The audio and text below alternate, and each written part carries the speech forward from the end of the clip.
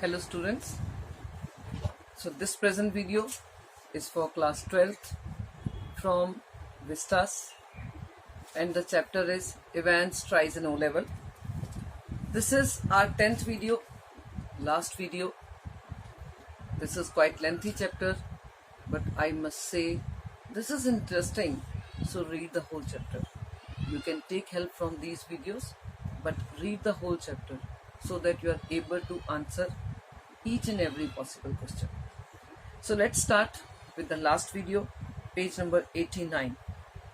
So now this Evans, when he opened the lock of his hotel room, he was frozen. Why? Because in the room he saw governor waiting for him.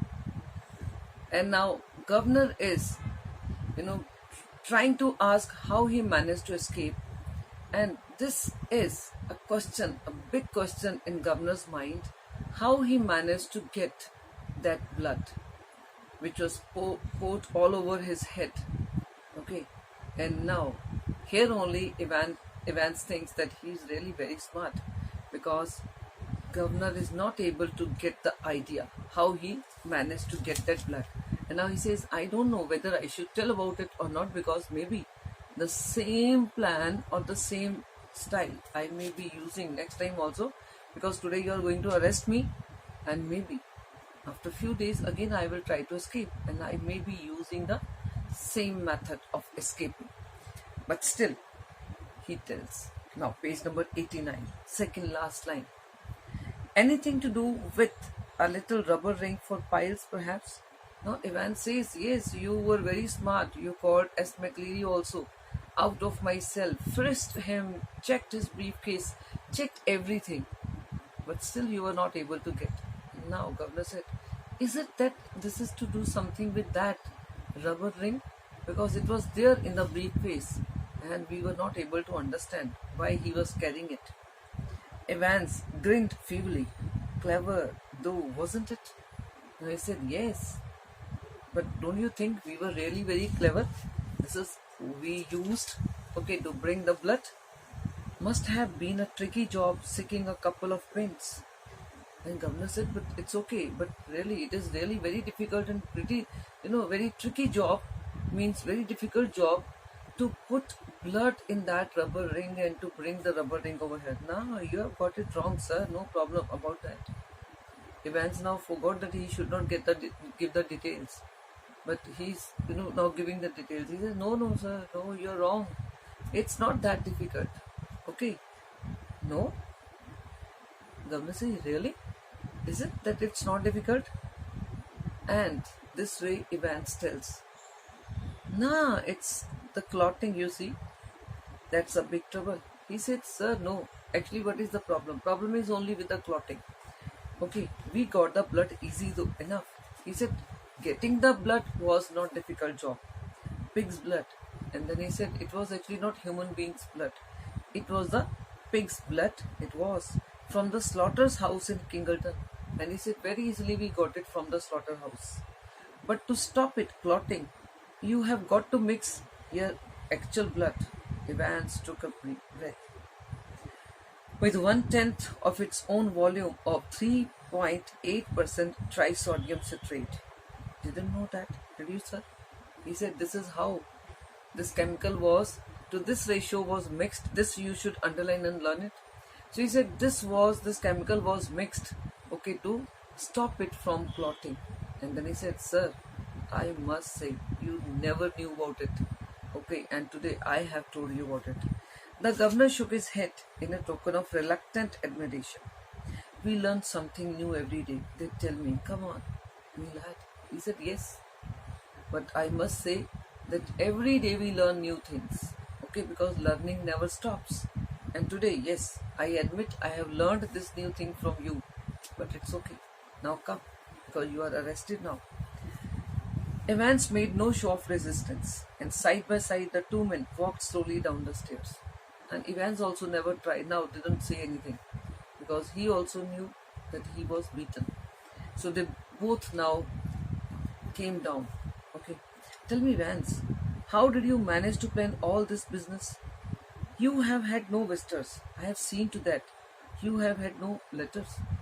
One more thing this governor wanted to ask, because he was really confused, or we can say he was really, clueless how this Evans managed to plan everything.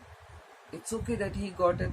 It's okay that invigilator never came and it was his friend only. Everything it's okay. But how he was able to send the messages to his friends, to his men. So this he wanted to know. He said, nobody ever came to meet you. You never got any letter because we never allowed all these things to you. Still you managed. How? I have got lots of friends though.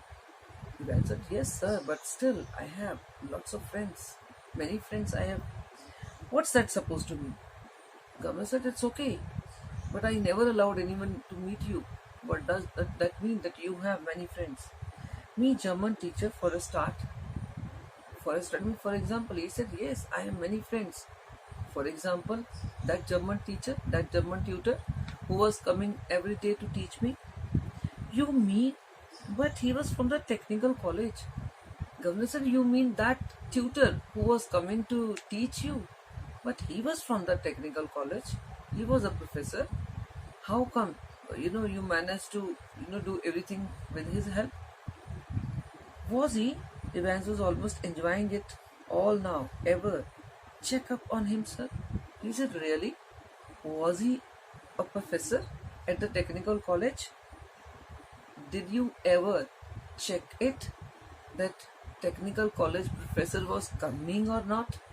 Means now he's, in a way he told that like S. McLeary, real S. McLeary didn't come, in the same way maybe real professor never came.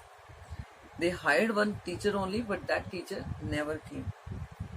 God Almighty, there's far more going on than I suppose.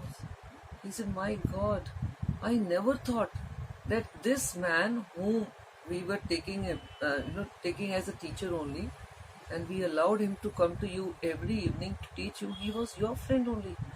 Oh God, always will be, sir. Then I imagine, or then I could think, and this is what he wanted to say. And Evans said, yes, sir, every time you will be having this, this feeling that yes, I am always smarter than you. Everything ready? Asked the governor as they stood by the reception desk. Now this governor, he didn't say anything. By this time now they had reached at the reception desk, and this governor, through this sentence we get to know that this governor had already told the receptionist what to do now. Okay, so that's why he asked, everything is ready? The van is out the front, sir, said the pretty blonde receptionist. Receptionist said, yes sir, everything is ready. You asked me to call for a police van is already there in front of the door. Evans winked at her and she winked back at him. It almost made his day. Evans is very smart. It's not that he showed that he is really now afraid that he is going in police van. Again he is arrested. No. He tried to show that he is not bothered. And that's why he winked at her. And this girl was also very clever, very smart. She also answered back in that way only. A silent prison officer handcuffed the recaptured Evans. Now they came to this van. Okay. And one officer came out from the van and he handcuffed this Evans once again. And together the two men clambered awkwardly into the back seat of the prison van. And now this officer who came out, who had handcuffed him, along with Evans, they sat, now in the back seat of the prison van. See you soon, Evans. It was now in a very taunting way. This governor said goodbye to Evans. As if it was almost as if the governor was saying farewell to an old friend after a cocktail party. In a very taunting way, he said goodbye, see you soon over there in the prison house. As if he was saying goodbye to a good friend. Cheero, sir. I was just wondering. I know your German is pretty good, sir, but do you know any more of these modern languages?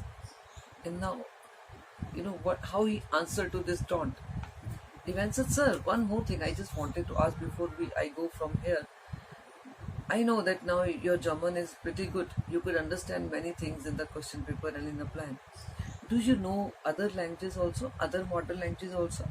Not very well. Why? And governor also very simply answered, no, not all the languages. But why you are asking? Evans settled himself comfortably on the back seat and grinned happily. Nothing really. I just happened to notice that you have got some O-level Italian classes coming up next September, that's all. He said, no, nothing. Actually, now I was thinking that again, as I'm arrested again, so I was thinking that this time I can start with some Italian classes. Again, I can, learn some new language. Perhaps you won't be with us next September, Evans. Now maybe governor was trying to say that more strict, punishment you are going to get or whatever. He said, I don't think that you will be here next September with us. James Roderick Evans appeared to ponder the governor's words deeply. No, perhaps I won't, he said. Actually, governor was thinking something else when he said that I don't think you will be here with us in the in the month of September. Maybe he was trying to hint at that you will be in some big prison house. And here Evans answered in the same way. He said, yes, sir. Even I also think so, that I won't be there with you in September. As the prison van turned right from Chipping Norton onto the Oxford Road, the hitherto silent prison officer unlocked the handcuffs and leaned forward towards the driver. For Christ's sake, get a move on. It won't take them long to find out. Where do you suggest we make for? Asked the driver in a broad Scots accent. What about Newbury? Suggested Evans. So what we get from here, that this prison van was again not the real police officer's van, the real van. It was again Evans, friends only, okay, who this time impersonated as prison officers, and this time from this hotel, Evan has run back to the Newbury area. Okay, so that's how we can say we have come to this end of the chapter. Okay, thank you.